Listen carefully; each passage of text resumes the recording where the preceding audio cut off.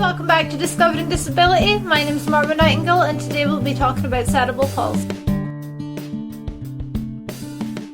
So the official definition of cerebral palsy describes it as a condition marked by impaired muscle coordination and or other disabilities, typically caused by damage to the brain before or at birth.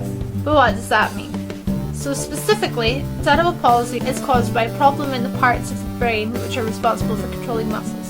Now, there are 4 different types of cerebral palsy. You have spastic cerebral palsy, which is when the muscles are weak and stiff, which is also known as hypertonia, which is especially when they're moving rapidly. Then you have dyskinetic cerebral palsy, and this is when the muscle tone, which is the unconscious ability to contract or relax muscles, varies between stiffness and floppiness, which can cause random or uncontrolled body movements, which is when you have chorioathetoid cerebral palsy, or involuntary spasms or postures, known as dystonic cerebral palsy. Then you have ataxic cerebral palsy, which is when a person has balance and coordination problems. And this results in jerky and clumsy movements, and those with it can also experience tremors in their hands. And then the last type is mixed cerebral palsy. And this is when someone unfortunately has features of more than one of the types of cerebral palsy. And on top of that, there are numerous other symptoms that every one of them can face. Not everyone is the same, but there are these symptoms, which is repeated seizures or fits, dysphagia, which is issues with drooling or swallowing, gastroesophageal reflux disease, skeletal abnormalities, urinary incontinence, constipation, dysarthria, which is difficulty speaking, visual impairment, hearing loss, and learning difficulties.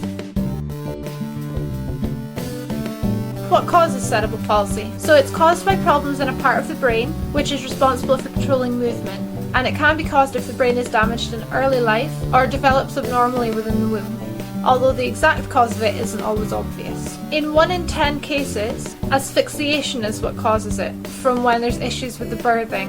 And asphyxiation, similar to when you're suffocated, it's a time when you can't breathe when you are asphyxiated. But the 3 main causes are from before the child is born. First is periventricular leukomalacia, which is a damage of the brain's white matter. Second is abnormal development of the brain, and the third is intracranial hemorrhage and stroke. So it's currently estimated that 1 in 400 people in the UK have been diagnosed with cerebral palsy, and in the USA about 500,000 people.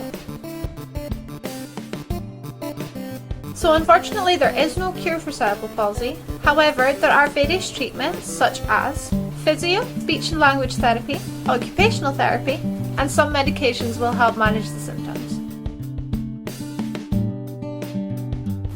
Many of the myths I've discovered about cerebral palsy are actually mostly from parents who have had their child diagnosed with it and they're worried about them. Although, even though most of these myths do mention the word child, it does refer to any age. Number 1, those with cerebral palsy have a limited future. So this one is completely untrue. There are a lot of different options immediately after birth to help those with cerebral palsy learn and move in different ways. Schools and workplaces actually have a mandatory environment that they must keep to make things equal for all students of any age with any disability of any kind. All services are provided equally and have extra help for those who do struggle. 2. Those with cerebral palsy have mental retardation. Actually, only about 50% of those with cerebral palsy will have mental retardation. And additional to that, some individuals with cerebral palsy, because of the disease, actually have a heightened intelligence. 3. My child will never be able to walk. Now, there are in most cases an issue with walking. However, it is a myth that they will never be able to walk. As long as those with the condition are given plenty of motivation, support, help and independence, there's absolutely no reason that those with cerebral palsy will never walk. Even though those with cerebral palsy will usually struggle, they are never condemned to a wheelchair. There are plenty of people out there with the condition that do walk, even if they use a walking aid. 4. My child will never be able to communicate. Again, this one is a complete myth. Even though many of those with cerebral palsy do struggle with communication, there are many options out there for additional speech training and therapy, and also alternative ways to speak, such as sign language or the use of technology. 5. My child will never be independent. Now, if you are thinking this, stop right there, because the main reason that many people don't become independent, especially those with disabilities, is because people don't believe in them.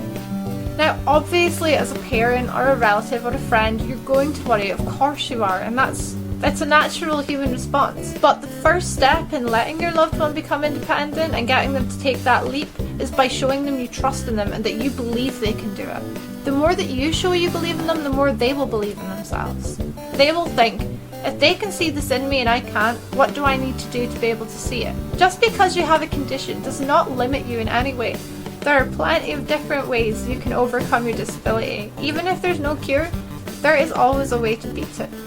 And to be quite honest, the people that I know who are disabled, they actually seem more independent than most of the non-disabled people I've met, because being diagnosed with a condition has made them go, so I have been told my life is going to be like this. Well, I refuse to do that. I'm not letting you dictate my life, so I'm going to go even further.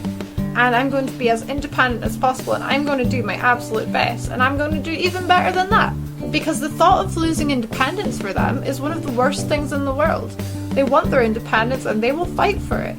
That's the end of the video, guys. Thank you so much for watching. I hope you've enjoyed it. So my question for you this week, guys, is have you ever met anyone with cerebral palsy, and how do you feel knowing more about it now? And if you have it yourself, any tips or any advice or any facts you would like to give about it, hit me up in the comments below or send me a message. I'm always here for people who want to know more or who want to teach me more. And as always, hit that like button if you like the video, hit subscribe if you want to see more, and I will see you in the next video. And those with it can also which is repeated seizures of palsy, is actually for kids who are worried about their child who's been diagnosed with spinal cord. No. So many of the myths that I've discovered about cerebral